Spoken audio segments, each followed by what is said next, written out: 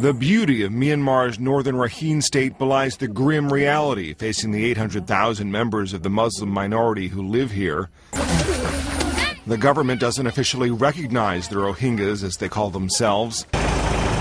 Some historians say Muslims have been in northern Myanmar for centuries, but they're treated as illegal immigrants from neighboring Bangladesh. The difficulties facing the Rohingya go far beyond the laws that restrict travel and job opportunities, the right to practice religion, marry, and have children.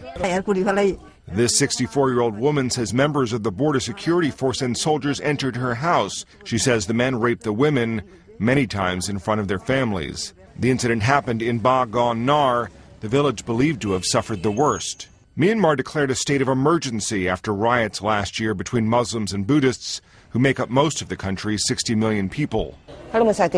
Another woman says her son was one of the more than 100 men rounded up following the violence. She says he was beaten in front of the house and later died in prison. This woman visited her husband in jail. She says prisoners were tied with iron chains and a rod.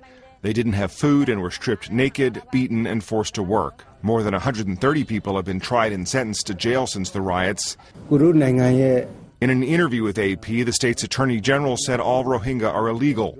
He says the judiciary system is doing what it has to do, and the judges are fair. The border security force was disbanded this summer following the threat of U.S. sanctions. Village residents say conditions have improved slightly, but they don't expect it to last.